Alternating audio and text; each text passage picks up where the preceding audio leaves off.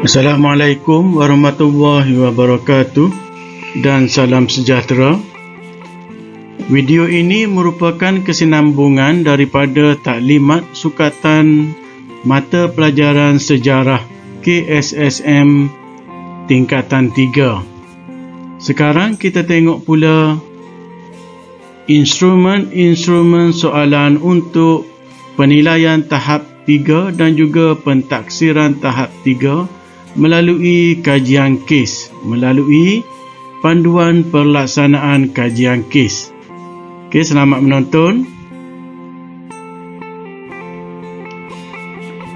Untuk format item penilaian sejarah PT3, terdapat instrumen dibahagikan kepada dua instrumen, iaitu kerja kursus.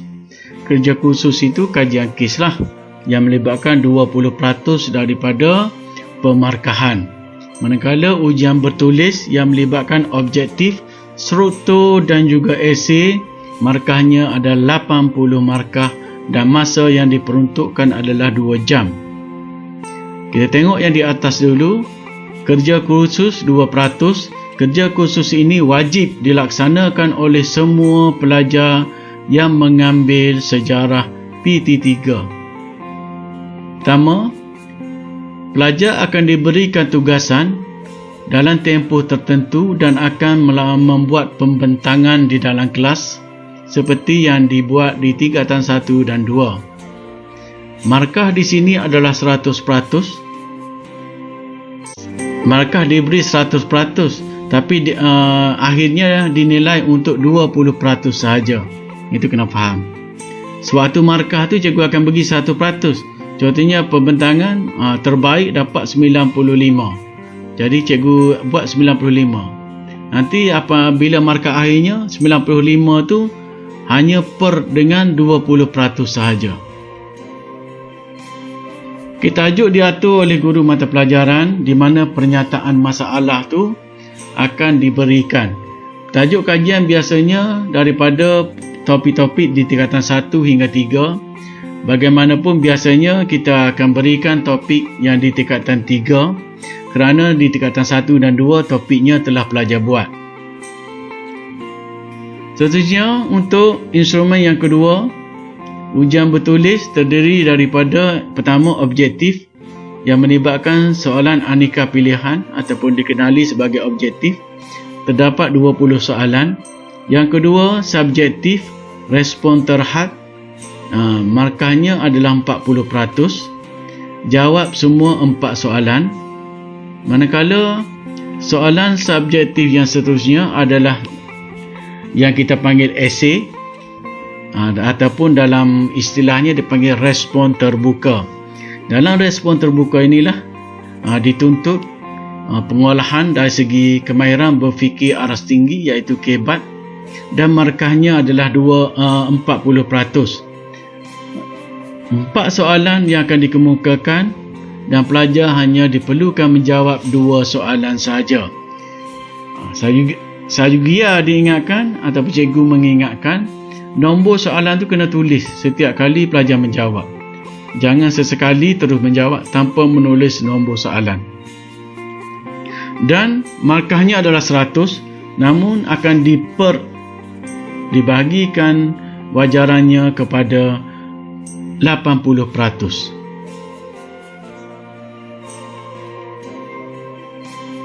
Sekarang kita tengok format kajian yang perlu pelajar ada sewaktu membuat kajian kes.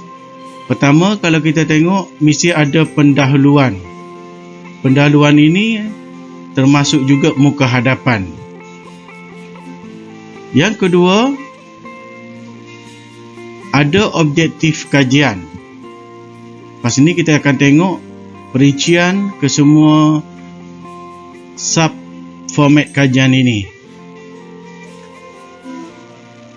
Yang ketiga, mesti ada kaedah kajian. Keempat, hasil dapatan kajian. Di sinilah pelajar menulis ataupun mula menulis hasil yang pelajar dapat daripada pernyataan masalah yang diberikan atau dicari oleh pelajar. Kesimpulan dan cadangan. Di sini pelajar boleh memasukkan nilai-nilai kebat. Seterusnya lampiran dan rujukan yang pelajar gunakan sewaktu menulis laporan kajian ataupun dapatan kajian. Perhatikan yang kuning itu, yang di penjuru kiri.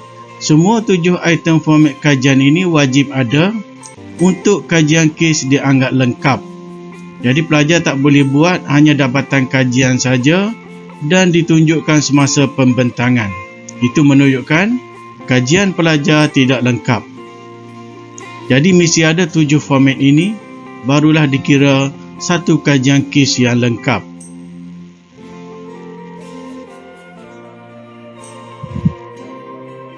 Sekarang kita tengok medium ataupun perantaraan yang boleh pelajar gunakan untuk menghasilkan dapatan kajian kes ataupun laporan kajian. Di bawahnya, murid boleh menyediakan laporan kajian dalam bentuk seperti di bawah, iaitu kerja projek, lukisan grafik, pembentangan, video, folio, esei dan juga PowerPoint. Jadi, medium ataupun perantaraan untuk tujuan pembentangan ini, pelajar boleh berbincang dengan guru. Pelbagai pilihan dibuat bergantung kepada situasi setempat.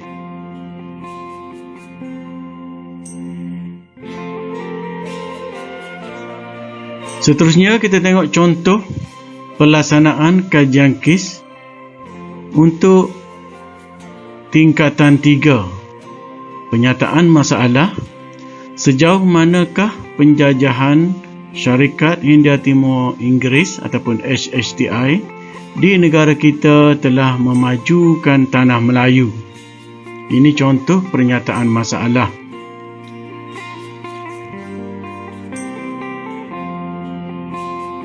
Seterusnya di muka hadapan, ini adalah contoh muka hadapan. Sekiranya pelajar memilih untuk membuat pembentangan secara PowerPoint dan cikgu rasa sebahagian besar daripada guru-guru memilih untuk menghasilkan pembentangan oleh pelajar secara PowerPoint.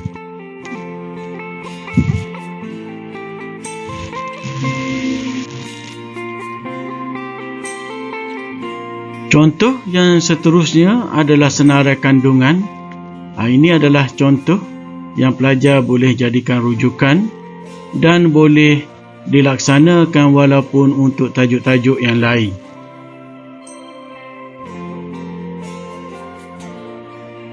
Sekarang kita tengok item yang pertama, iaitu pendahuluan. Selain daripada muka hadapan, selepas itu pendahuluan, di mana pelajar perlu menyatakan sebab kajian dilaksanakan. Contohnya, pada poin yang pertama, pelajar boleh tulis kajian kes sebagai memenuhi keperluan tugasan mata pelajaran sejarah KSSM. Kemudian diikuti oleh fakta yang lain ataupun poin yang lain, seperti mengucapkan terima kasih kepada semua yang terlibat seperti guru, ibu bapa, rakan dan orang sumber.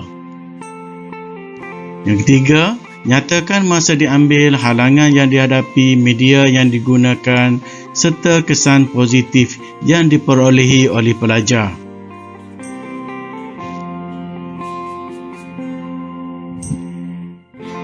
Paparan menunjukkan contoh objektif kajian kes. Sekiranya pelajar mengkaji Syarikat Hindia Timur Inggeris, contohnya objektif kajian adalah seperti berikut. Pertama, mengenali dan memahami punca penjajahan British. Yang kedua, mengkaji sebab HHTI menjajah negara kita. Mencari sebab kejayaan HHTI melakukan penjajahan. mengkaji kesan kepada penduduk tanah Melayu, mengambil iktibar dan pengajaran daripada peristiwa sejarah. Dekat sini pelajar boleh masukkan elemen-elemen kebat sewaktu menulis rumusan ataupun kesimpulan. Kita tengok pula contoh kaedah kajian. Ini adalah contoh kajian untuk Syarikat Hindia Timur Inggeris yang pelajar buat kajian contohnya. Lalu kaedah kajian ditulis seperti berikut. Saya telah mengguna beberapa kaedah kajian untuk mengkaji dan membuat kajian KIS ini. Antaranya, saya telah mengumpul banyak maklumat dengan lebih mendalam tentang pendudukan dan penjajahan HHTI di Tanah Melayu dengan menemu ramah generasi lama yang hidup pada masa zaman penjajahan. Selain itu, saya juga turut menemu ramah dengan datuk dan nenek saya kerana mereka lebih mengetahui tentang sejarah penjajahan di Tanah Melayu.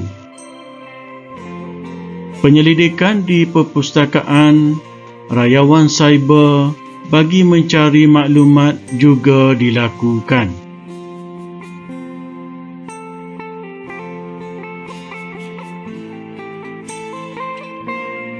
Seterusnya, kita tengok hasil dapatan kajian ataupun laporan kajian. Dekat sinilah pelajar mula menulis ataupun memaparkan apa yang diperolehi daripada hasil kajian.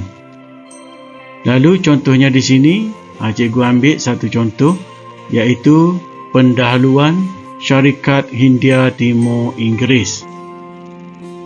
Sesuai dengan konsep PowerPoint, pelajar boleh juga memaparkan dalam bentuk ayat yang begini. Namun, kita cuba pindah ke sebelah untuk menunjukkan satu konsep peta minda yang boleh pelajar gunakan sebagai alternatif.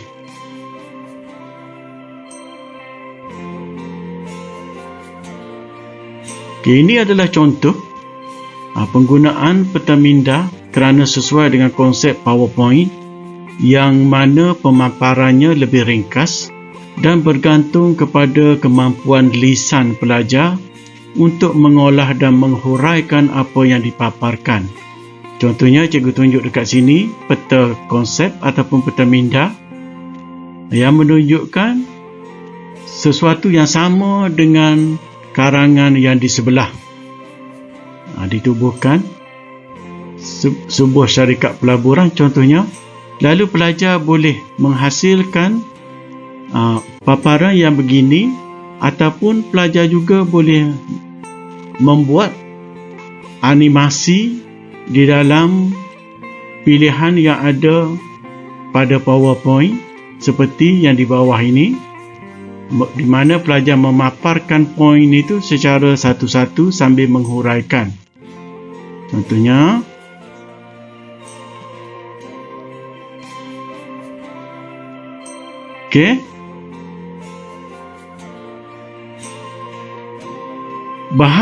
bahan bantu yang boleh pelajar sertakan bersama semasa membuat kajian, contohnya bendera syarikat, logo syarikat, ataupun apa saja bahan-bahan yang boleh memperkukuhkan hasil dapatan kajian oleh pelajar. Contohnya, kita tengok di sini peta boleh juga masukkan sebagai pengukuhan.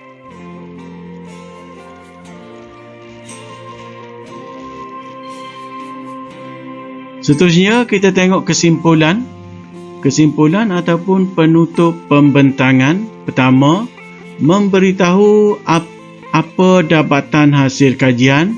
Yang kedua, menyatakan kesan bahan sejarah yang dikaji kepada manusia zaman kini, memasukkan elemen kebat jika bahan sejarah itu tidak berlaku, apa senario pada masa kini. Contohnya, jika SHTI tidak menjajah negara kita, apa situasi negara kita sekarang?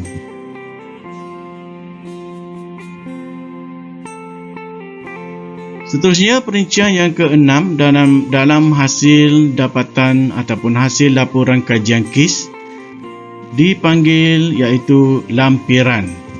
Di sini bahan rujukan tambahan seperti salinan surat peribadi, surat rasmi dan lainnya perlu disertakan bersama. Kalau pelajar buat secara PowerPoint, bermakna pelajar perlu scan dan tunjukkan dalam laporan hasil dapatan kajian. Salinan berupa CD temu bual, bahan video, sokongan fakta atau gambar-gambar sokongan. Gambar sokongan ini yang tidak termasuk di dalam laporan hasil dapatan kajian. Ini bermakna satu lampiran untuk memperkukuhkan lagi penulisan hasil dapatan pelajar. Surat kebenaran ibu bapa untuk pelajar-pelajar membuat kajian. Surat rujukan sekolah untuk orang sumber, contohnya ada pelajar ada nak menemu ramah orang sumber, contohnya anak kepada mangsa Perang Dunia Kedua.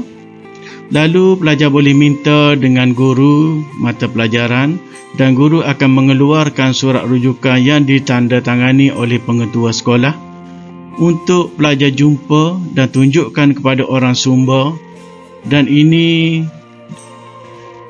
dibuat secara rasmi agar pelajar-pelajar sewaktu berjumpa dengan orang sumber itu dalam kebenaran pihak sekolah. Atau bahan sokongan lain untuk kajian KIS yang ada dan perlu pelajar tunjukkan untuk memperkukuhkan lagi bahawa hasil dapatan pelajar itu dibuat melalui bahan sokongan-sokongan yang lain.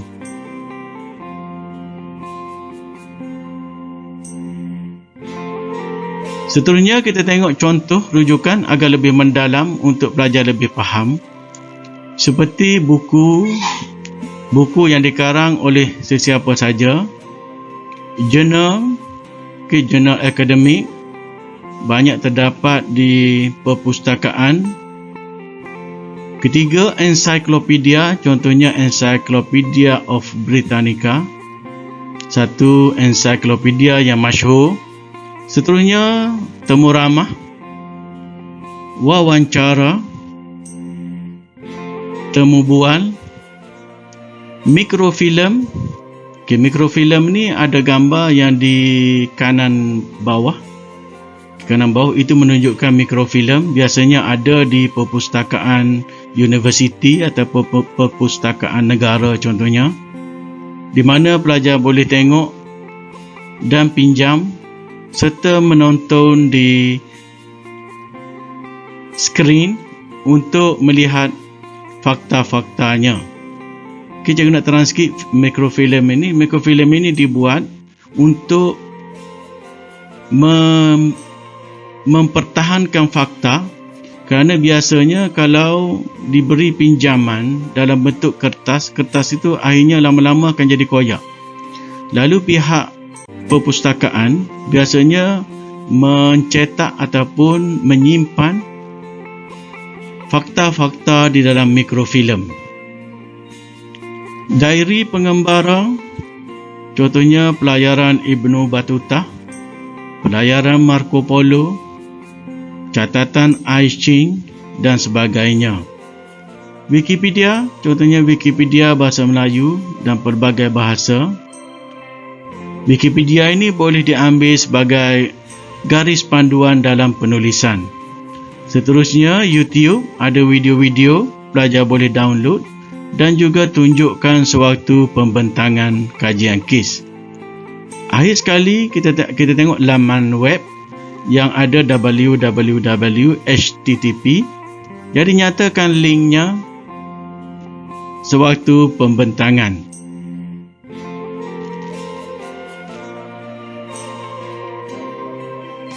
Baiklah pelajar-pelajar, sekarang kita tengok seterusnya iaitu jadual pelaksanaan kajian KIS sebagaimana garis panduan yang diberikan ataupun diarahkan dalam dokumen standard pentaksiran dan penilaian yang dikeluarkan oleh Kementerian Pendidikan Malaysia. Jadual pelaksanaan kajian KIS ini memerlukan proses kerja selama 4 minggu. Pada minggu yang pertama contohnya, pelajar diberi pernyataan masalah oleh guru. Kemudian, pelajar menerima tugasan dan mula merangka serta membuat rujukan, membuat rayuan cyber dan merancang temu bual dengan orang sumber. Pada minggu yang kedua ini juga, pelajar merancang garis panduan item dapatan kajian. Okey, kedua-dua ni perlu diselesaikan dalam masa 2 minggu. Kemudian, minggu yang kedua ataupun yang ketiga, pelajar mula menyusun maklumat dan di sini bolehlah mendapatkan tunjuk ajar ataupun nasihat daripada guru. Pada minggu yang ketiga ini juga, pelajar mula menganalisis maklumat dan menulis laporan. Pada minggu yang keempat, dimulakan pembentangan hasil dapatan kajian yang pelajar lakukan.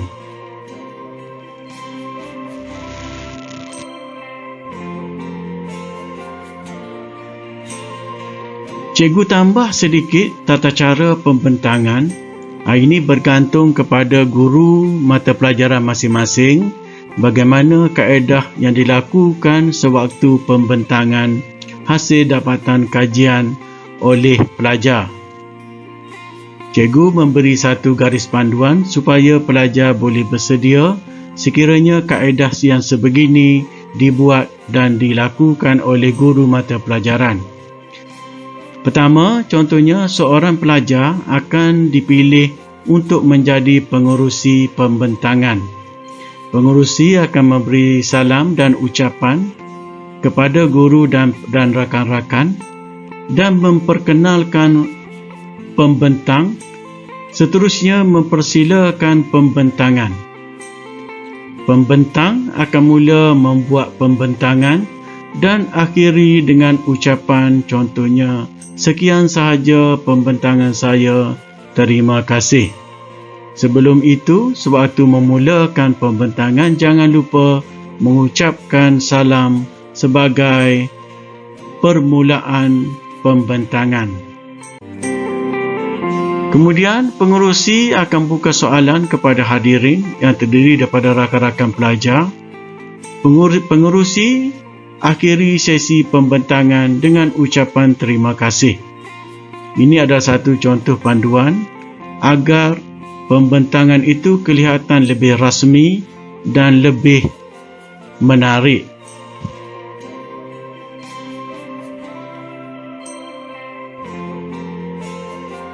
Baiklah pelajar-pelajar, itu saja taklimat, format peperiksaan dan pelaksanaan kajian KIS sejarah KSSM untuk tingkatan 3 dan juga untuk penilaian tahap 3.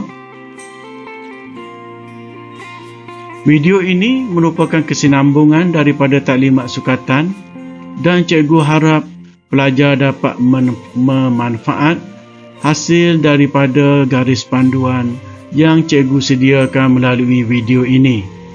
Untuk itu, cikgu akhiri dengan Assalamualaikum warahmatullahi wabarakatuh. Selamat maju jaya, jaga diri dan kita boleh cemerlang dalam sejarah. Sekian, terima kasih.